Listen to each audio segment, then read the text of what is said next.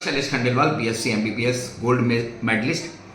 मानो या ना मानो सीरीज में एक प्रेरक प्रसंग लेके चालू करते हैं। हमेशा की तरह आकर 4,84,00,000 जाति जीव जल थल नभवासी सिया राम सब मैं जग जानी करूं प्रणाम जोरी जुगबानी। सबको प्रणाम करते हुए आज एक प्रेरक प्रसंग को ले रहे हैं।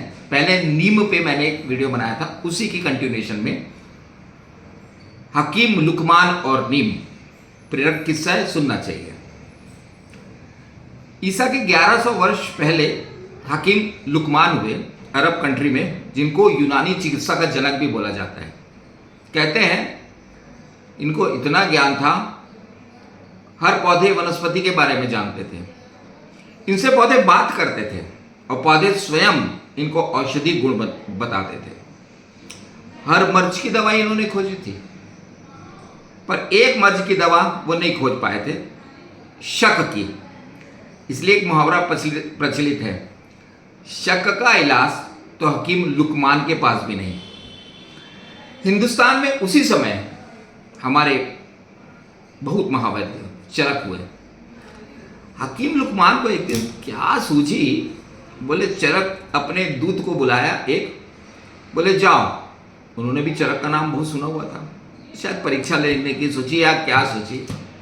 बोले ये कागज उनको दे आओ हिंदुस्तान जाके, परंतु तुम जाओगे तो इमली के पेड़ के नीचे सोते हुए जाना।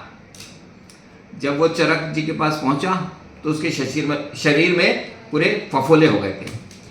अब चरक जी ने ऊपर से नीचे तक देखा भाई साहब को और पूरी बात सुनी। बोले लाओ कागज। कागज में कुछ नहीं लिखा था। तब उन्होंने बोला एक काम करो। उन्होंने भी कुछ ऐसा किया, बोले ये उनको दे आना, पर याद रखो नीम के पेड़ के नीचे सोते हुए जाना। अब वो दूत वैसे ही करके गया, उसके फफोले ठीक हो गए। अब उनको कागज मिला लुकमान जी को, उन्होंने देखा इस पे कुछ नहीं है, पर हाथ जोड़ लिए, बोले भैया बहुत बड़े वाले वो भी। तो नीम के पेड़ की महत्ता इससे सिद्ध होती है। हकीम लुकमान के 2 किस्से और फेमस है। कहते हैं इनके नुस्खे और नसीहत पूरा विश्व मानता है, पवित्र ग्रंथों में भी लिया गया है।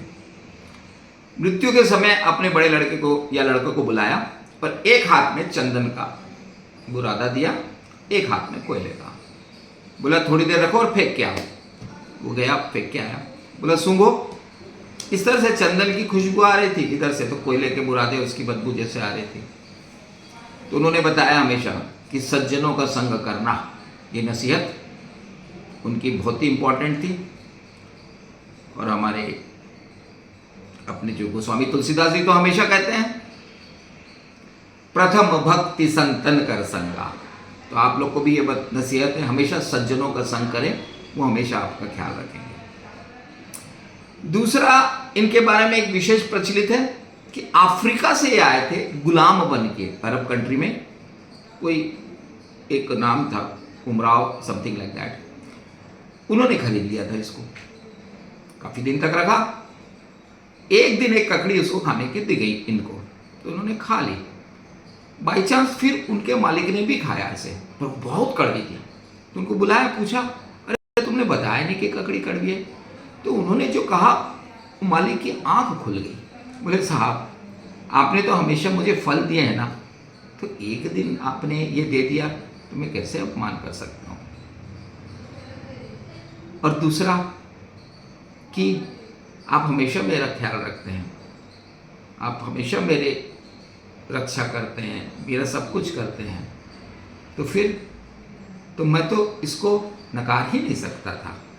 एक दिन गलती से हो गया। उस मालिक की आंख खुल गई, तत्काल क्षण उसको आज़ाद कर दिया। फिर वो बहुत बड़े हकीम बने, उसका मालिक की भी आंख खुल गई और लोगों ने इनकी हैसियत को समझा।